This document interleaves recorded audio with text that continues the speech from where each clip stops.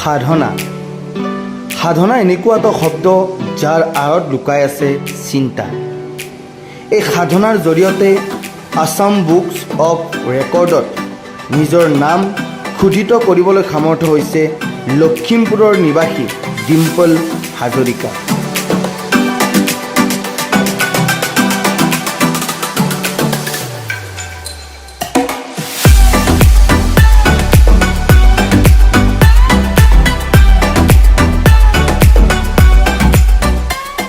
নমস্কাৰ, মোৰ নাম শ্ৰীমতী ডিম্পল হাজৰিকা। মই বৰ্তমান দ্বাদশ শ্ৰেণীত অধ্যয়ন কৰি আছোঁ। মই নৰ্থ লখিমপুৰ মহাবিদ্যালয়ৰ ছাত্ৰী। মোৰ ঘৰ 2 নং ঢেকীয়াজুলি জালুকত। 25টা শব্দ 2টা লাইনত এটা গল্প লিখি অসম বুক অফ ৰেকৰ্ডৰ পৰা সন্মানিত হৈছোঁ। গল্পটোৰ নাম উপহাৰ। ডিম্পলৰ এই অসাধাৰণ সৃষ্টিত আজি অসমবাসী গৌৰৱান্বিত। আছাম বুক অফ ৰেকৰ্ড সিমান এটা ডাঙৰ ষ্টেট ৰেকৰ্ড যে মই ভবাই নাছিলোঁ মই কেতিয়াবা এনেকুৱা এটা ৰেকৰ্ড কৰিব পাৰিম বুলি।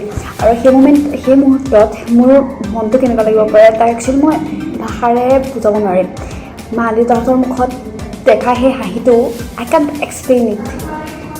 আৰু মানে বহুত সুখী হৈছিলোঁ যেতিয়া খবৰটো পাইছিলোঁ, যেতিয়া ফোনটো আহিছিল আছাম বুক অফ ৰেকৰ্ডৰ পৰা যে মোৰ নাম 25টা শব্দ আৰু 2টা লাইনত লিখা এটা গল্পৰ বাবে অসম বুক অফ ৰেকৰ্ডত অন্তৰ্ভুক্ত হৈছে।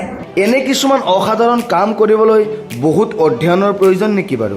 মোৰ আগতে এনেকুৱা একো সপোন নাছিল যে মই কেতিয়াবা অসম বুক অফ ৰেকৰ্ডত নামত অন্তৰ্ভুক্ত কৰিম বা বেলেগ কিবা।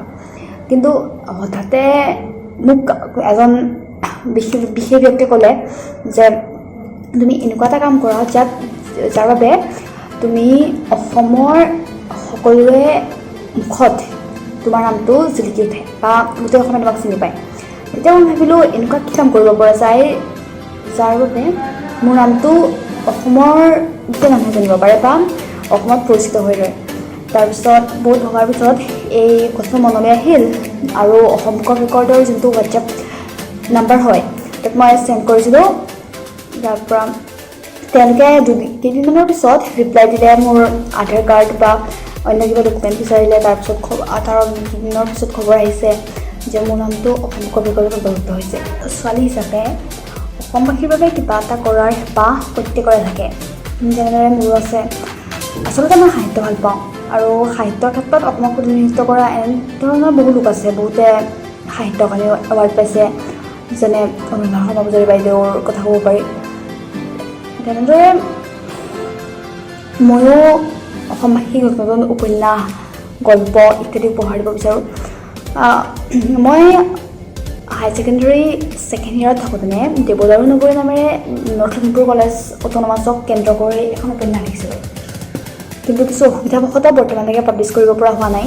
তথাপিও মই আশাবাদী যে এনেদৰে কিবা নতুন নতুন উপন্যাস, গল্পৰ কিতাপ আদি অসমবাসীক মই উপহাৰ দিব পাৰিম আৰু মোৰ লিখনিৰ দ্বাৰা অসমবাসী নিশ্চয়কৈ উপকৃত হ'ব। সৰু সুৰা আৰু কিছু সপোন নথকা নহয়। কিবা এটা কৰি পঢ়ি শুনি কিবা এটা কৰি এখন অনাথ আশ্ৰম খোলাৰ হেঁপাহ আছে আৰু নিশ্চয়কৈ মোৰ বিশ্বাস মই খুলিব পাৰিম য'ত অনাথ শিশুসকলে অকণো কষ্ট বা দুখ পাবলগীয়া নহয়। এনে কিছুমান ভাল কাম কৰিবলৈ প্ৰথমে তেওঁৰ পিতৃ মাতৃয়ে তথা পৰিয়ালবৰ্গই উদগনি যোগাব লাগিব। কাৰণ পিতৃ মাতৃ তথা পৰিয়ালবৰ্গৰ উদগনি অবিহনে কোনো কামেই সন্তানৰ পক্ষে বা শিশুৰ পক্ষে কৰাটো সম্ভৱপৰ নহয়। তাৰপিছত আহে শিক্ষাগুৰুসকল। মই যেতিয়া নিকেতনত মুকুল শ্ৰেণীত নামভৰ্তি কৰিছিলোঁ তেতিয়াৰ পৰাই নিকেতনৰ আচাৰ্যসকলে মোক এই ক্ষেত্ৰত বিশেষভাৱে প্ৰেৰণা যোগাই আহিছে। তাৰপিছত হাইস্কুলীয়া শিক্ষা ঢেকীয়াজুলি উচ্চ মাধ্যমিক বিদ্যালয়ৰ পৰা আৰম্ভ কৰিছোঁ। তাৰ প্ৰধান শিক্ষক দেৱেন হাজৰিকা ছাৰৰ পৰা আৰম্ভ কৰি বিষ্ণু ছাৰ, তৰুণ ছাৰ, ধ্ৰুৱ ছাৰ, পলি মেম, তেওঁলোক সকলোৱে মোক এই বিষয়ত উদগনি যোগাই আহিছে। আৰু শেহতীয়াকৈ নৰ্থ লখিমপুৰ কলেজ অট'নমাছত থাকোঁতে হাই ছেকেণ্ডেৰী ছেকেণ্ড ইয়েৰত মই ৰেকৰ্ডটো কৰিবলৈ সক্ষম হৈছোঁ। আৰু এই ক্ষেত্ৰত বিশেষভাৱে নাম ল'ব লাগিব ৰবীন্দ্ৰ ৰাজখোৱা ছাৰ, তাৰপিছত হেমন্ত শৰ্মা ছাৰ, স্মি মেম, বৰ্ণালী মেম, তেওঁলোক প্ৰত্যেকেই মোক সাহিত্যৰ ক্ষেত্ৰত প্ৰত্যেক দিনাই প্ৰেৰণা যোগাই আহিছে। আৰু তেওঁলোকৰ নাম নল'লে হয়তো মই কোনোবাখিনিত ভুল কোৱা হ'ব বা দোষী হৈ ৰওঁ। উপহাৰ অন্ধকাৰ জীৱনৰ পৰিসমাপ্তি ঘটাই জ্ঞান সাগৰত জাহাজ চলাই প্ৰাচুৰ্যৰ সোঁত সাজি সি হৈ পৰিল এজন সফল ব্যক্তি। সফলতাৰ অন্তত মাক দেউতাকৰ শ্ৰমৰ উপহাৰ দিলে বৃদ্ধাশ্ৰম। ডিম্পল এতিয়া বহুতেই সৰু হৈ আছে। ভৱিষ্যতে ডিম্পলৰ পৰা আৰু বহুত কিবা কিবি আশা কৰিলোঁ। বিশেষকৈ গ্ৰীনিছ বুক অফ ৱৰ্ল্ড ৰেকৰ্ডত নিজক চমকাই তোলক। তুমি আৰু আগুৱাই যোৱা ডিম্পল।